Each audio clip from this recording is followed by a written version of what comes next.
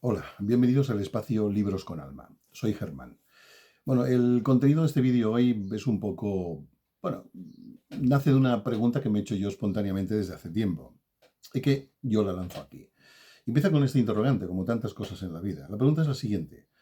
¿Cuántos de entre nosotros, bueno, de las personas en general, nos sentimos levemente irritados, ofendidos, molestos, incluso desconcertados por el hecho de que hagamos algo puntual para ayudar a alguien que en el momento en que ayudamos no lo hacemos para obtener nada a cambio, no somos conscientes, digamos, de esa necesidad, y sin embargo un día, poco después o con el tiempo, nos enteramos o nos damos cuenta de que esa persona, quien sea, da igual la condición social, el sexo, la edad, da igual, pues de alguna manera nos damos cuenta que no ha valorado lo que hemos hecho, o que lo ha valorado de un modo adverso, de un modo contrario a lo que pensábamos, que lo desprecia, que lo ignora, que le parece insuficiente.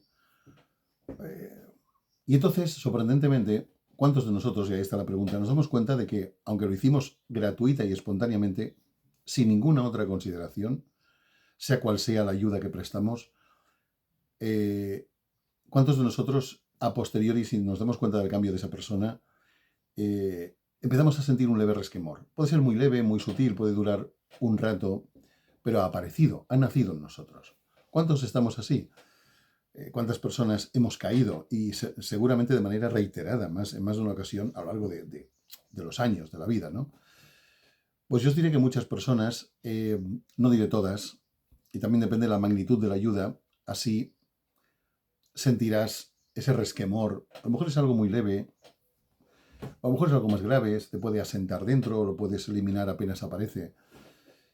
Pero ¿cuántas personas nos damos cuenta a posteriori de que nuestra generosidad, nuestro altruismo, es real, porque realmente lo hemos hecho como un gesto pues casi espontáneo, sin consideraciones de última hora, sin hacer cálculos, pero que luego descubrimos que en realidad, y sin saberlo nosotros, sí que habíamos hecho, mira por dónde un cálculo, porque si no, ¿a qué viene esa reacción?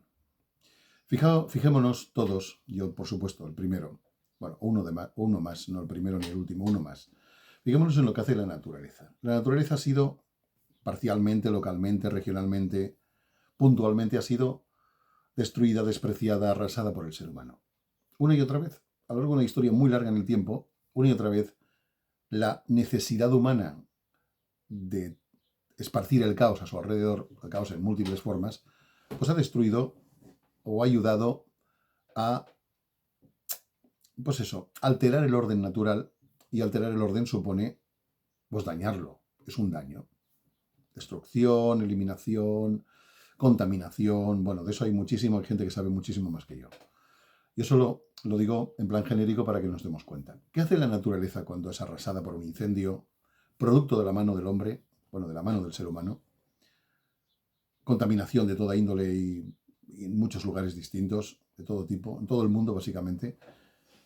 ¿Qué hace la naturaleza cuando, bueno, tú no respetas un lugar o puntualmente no lo respetas, o lo respetas siempre y ese día no lo haces, o te descuidas, te da por, yo qué sé, arrancar indiscriminadamente hojas o flores o plantas, incluso de raíz? Bueno, cuando uno es adolescente o incluso un niño, a veces los niños tenemos, niños y niñas, somos víctimas de la crueldad que llevamos dentro, y esa crueldad se manifiesta en maltrato a veces animal, en desconsideración de otras necesidades, que se suele empezar por ahí. Y hacemos daño. ¿Quién no ha matado hormigas en su juventud? Quemándolas o ahogándolas. Bueno, hay gente que no lo ha hecho, pero también hay mucha gente que lo ha hecho. Quien dice hormigas dice otros bichos, incluso animales pequeños.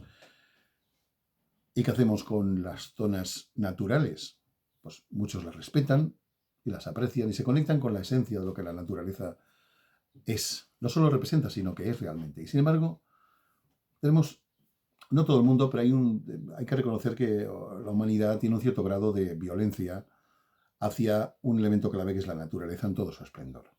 Y con todos los mecanismos, digamos, naturales y podemos decir casi biológicos que la naturaleza tiene.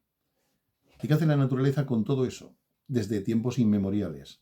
pues se reconstruye y no se ofende por ello. Claro que hay quien pensará que las supertormentas, los superterremotos, las supercatástrofes ambientales, pues sí, se sobreentiende que, y se puede interpretar y acertadamente así, que son una respuesta, no diremos violenta, sino una respuesta kármica de la naturaleza. Es verdad, la naturaleza se subleva, pero la mayor parte del tiempo tú arrancas unas hierbas y la naturaleza lo sentirá, porque la naturaleza es un ente vivo, no solamente es un proceso de naturaleza biológica orgánica como el cuerpo humano, o parecido. La naturaleza ahí abarca muchas cosas, incluye animales, ecosistemas, incluso el propio reino mineral, que es, bueno, que parece estar al margen de los cambios y de la mutabilidad. A lo largo de épocas muy largas sí, pero el tiempo de una vida humana no. Entonces yo hace bastante tiempo que considero que deberíamos tomar ejemplo de la naturaleza.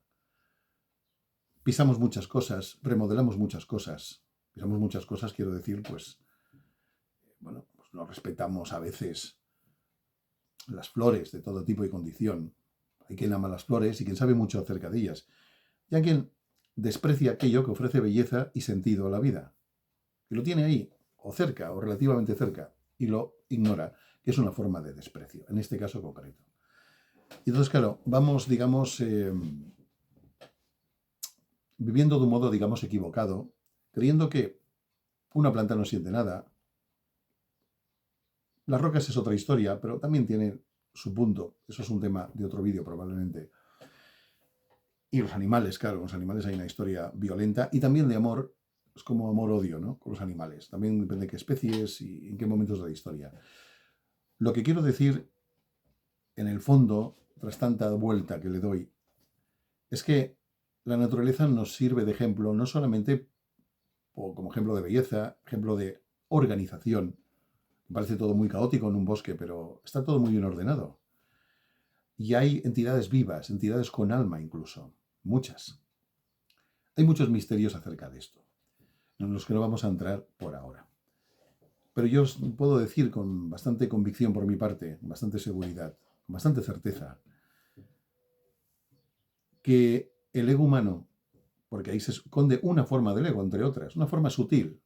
Hemos hecho algo bueno sin caer en la cuenta de que hemos hecho algo bueno y por tanto no se nos puede reprochar nada. Ha sido un gesto auténtico, genuino. Y sin embargo, descubrimos que no se nos ha valorado. O que se nos compara con alguien que a nuestro juicio lo ha hecho peor y sin embargo, a nivel externo, obtiene más aprobación, más aceptación. Algo así. Esas cosas ocurren y ocurren mucho. Ocurren en los clanes familiares, con el vecindario, a nivel regional, incluso a nivel nacional, por parte de los representantes de una nación, sea cual sea esta nación. O sea que hasta cierto punto la naturaleza siempre responde a una ley. La ley es, da lo mejor de ti mismo. Como por ejemplo, cuando una flor del tipo que sea es bella, es bonita, es el resultado de un proceso evolutivo muy bien trabajado, en el que el ser humano no interviene de una manera directa, aunque pueda ayudar en el proceso. Y esa flor exhala un perfume increíble. Pero lo ignoramos. Si la flor fuera humana, en el sentido de un ego muy sutil, pero ego al fin y al cabo, un aspecto del ego en cualquier caso, no el ego completo, esa flor podría sentirse abrumada, inquieta, decepcionada, irritada o simplemente podría afectar a su crecimiento interno y no desarrollarse como Dios manda. O sea, no desarrollarse del modo natural, bello y espontáneo que tiene el crecimiento del reino vegetal en sus multiplicidades de formas y de estructuras, ¿no? Bueno, de hecho no solo las flores, o las plantas en general, tengan flores o no, sino muchos seres humanos no florecerían de manera espontánea si vivieran pendientes de un resquemor que descubren a posteriori acerca de que en realidad hicieron las cosas, pero las hicieron con qué intención las hicieron. Y sí, la intención era buena. En ese momento era algo genuino, auténtico. Era algo sin máculas, sin mezclas indebidas. Era algo puro. Nuestra conciencia era algo puro. Nuestra escala de valores morales, escala moral, muy a menudo era algo puro. Pero luego, ostras, nos ha sabido mal. Es como una flor que exhala su perfume, pero recibe una respuesta poco apropiada de alguien que dice, si esto huele mejor una colonia, que no digo que no vengan en su elaboración de esencias florales, sí, pero claro, no es lo mismo. Aquello no ha ido a un laboratorio, una flor, una planta, un árbol, que es como una planta muy grande, u otras cosas de la naturaleza. No ha sido creado en un laboratorio y, sin embargo, por eso tiene una frescura, una belleza, en la que habría que profundizar de cuando en cuando. No cada día, claro. Y al final todo esto quiere decir que el ego humano, que no existe en la naturaleza, en ninguna de sus formas, como tal, se esconde muy sutilmente dentro de las personas, de cada uno de nosotros. Y también se esconde cuando, debido a las aptitudes creativas que muchas personas tienen, pues juzgan que inevitablemente que eso establece una categoría en esas personas. O son juzgadas desde el exterior como que pertenecen a una categoría diferente. Y que hacen aquello que muchos otros no pueden hacer. Claro que hay que reconocer la divergencia, la diversidad, mejor dicho. Hay que reconocerla. Y valorarla, sí, sí. Y agradecer que exista. Que hay alguien que pueda, no sé, hacer lo que fuere mucho mejor que tú. Y tú también puedes hacer cosas mucho mejor que otras personas. Pero el ego, la parte sutil y casi inadvertida del ego se esconde precisamente en este otro matiz. Cuando tú, algo que te va muy bien o que se te da muy bien, y es innegable que se te da bien lo que fuere, internamente y casi sin que puedas evitarlo, te ha ido a establecer una jerarquía de valores o una jerarquía secas acerca de lo que es superior o inferior, de lo que es normal y de lo que es diferente, de lo que es aburrido, de lo que es divertido. Cuando estableces categorías y entonces ya esa categoría se impone como un filtro a través del cual ves a los demás, partiendo de esas valoraciones internas, de que tú tienes algo, que aunque hay personas que tengan algo mejor que tú también tienes algo mejor que otras personas. Esa parte sutil del ego también se esconde ahí, igual que en lo anterior, ¿no? Cuando sentimos un extraño resquemor o resentimiento o una leve molestia, puede que no sea nada grave, algo que pase relativamente desapercibido, pero en algún punto lo vamos a notar. Porque mientras el ego persista en nuestra naturaleza, como algo que precisa seguir alimentándose, estas dos manifestaciones van a seguir existiendo. Y el ego, como ya dediqué, creo recordar que dediqué un vídeo hace un tiempo al ego, no recuerdo exactamente lo que comenté, pero seguramente que hay puntos de conexión con lo que estoy comentando ahora. Y claro, entonces, claro, no es un vídeo sobre el ego realmente, aunque lo mencione con cierta frecuencia. El ego es, bueno, es la necesidad que un ser humano tiene de vivir pendiente, bueno, pendiente no sé, estableciendo su base de operaciones interna, su conciencia del valor que otorga, siempre con un ligero, a veces ligerísimo, pero real, principio de separatividad, de distinción. Sentirse especial, sentirse halagado. ¿Cuántas personas pueden hacer algo realmente costoso y esforzado y a la vez no recibir el más mínimo reconocimiento prácticamente nunca o casi por parte de nadie? Y a lo mejor solo una persona y de manera ocasional. Y que sea realmente así. Dices, madre mía. Y entonces nos cuestionamos el valor de lo que ofrecemos, de lo que decimos, de lo que hemos hecho en nosotros o lo que hemos hecho externamente a nosotros, o una mezcla de ambas cosas. Y podemos, desgraciadamente, llegar a la conclusión, y eso es una conclusión del ego, no de nuestra parte gratuita y espontánea, realmente. La conclusión desafortunada de que puede que no haya merecido la pena ofrecer esto en un mundo donde la tierra, simbólicamente hablando, lo que siembras es muy estéril. Lugar donde siembras, donde vuelcas tus anhelos, tus fantasías, tus objetivos, tu necesidad de logros específicos, lo que fuere. Pues realmente este mundo tiene una tierra muy árida, muy seca. Y puede darte la impresión de que eso es lo que predomina y que por tanto tu espontaneidad, tu luz, tu creatividad, tu generosidad, tu lado natural y no adulterado en tu interior, hasta qué punto tiene un valor. Y ahí es donde debemos tomar ejemplo de las flores cuya fragancia es ignorada, pero que no dejan de exhalar esa fragancia año tras año en el ciclo natural y estacional correspondiente. La frondosidad de un bosque lleno de vida. La riqueza de ciertos aspectos de la cultura, aunque mucha gente no lea esos libros o no valore esas ideas, incluso que las haya conocido, y siguen igual, y no pasa nada. Aquí no estoy juzgando a nadie, ni por supuesto me estoy juzgando a mí mismo, no juzgo nada, solo ofrezco en esta especie de palestra de opciones un pensamiento. Un pensamiento que podemos verificar prácticamente de inmediato. Y si lo miramos atentamente en la naturaleza, como un código simbólico, y no solo como que hay plantas, que hay animales, que hay mucha vegetación, bueno, mucha, con los incendios hay menos, pero sigue habiendo mucha vegetación, afortunadamente, y que siga así. Y que lo que está destruido a nivel de bosque se pueda repoblar lo antes posible. Y que la vida vuelva a surgir. Porque la vida solo tiene un sentido, surgir. La luz solo tiene un sentido, iluminar. La luz física como onda electromagnética y luego la luz interior. No van a depender de la preeminencia o la predominancia de la oscuridad que existe. Van a depender de su propia esencia. Si son luz, son luz. Si tú eres creativo, eres creativo. ¿Qué más da? Si te... mejor los pintores antiguamente, algunos, no todos, pues a lo mejor no vendían casi nada o vendían muy poco. O eran valorados como instrumentos para pintar, ni siquiera como personas que dices, ostras, qué arte, qué dedicación, qué sacrificio. No. Hace poco leí que Van Gogh, Vincent Van Gogh, un pintor bastante conocido, entre otros muchos, pues solo vendió un cuadro en toda su vida. Corta vida, por cierto, murió antes de los 40 años. Pero pintó y dibujó mucho. Y bueno, no es que yo sea un aficionado al arte, pero yo valoro el valor que tiene eso. Puede que haya muchas flores que no me gusten, pero exhalan perfumes que debo admitir que incluso no me gusten. Nunca voy a hacer aquello de, va, huele mejor una colonia o un perfume embotellado. Tampoco voy a despreciar nunca, ni nada parecido a nadie que haga algo creativo, de la índole que sea, con lo que yo no me identifique, porque, bueno, gente muy creativa en cosas que yo digo, bueno, pues esto a mí no me gusta, no me va, no lo noto. Pero no lo noto no significa nada que no lo valore. Y que me alegre de la existencia en este planeta, en este mundo, en esta vida social y colectiva que tenemos, que eso exista. Porque todo proceso de enriquecimiento no va a enriquecer por igual a todo el mundo.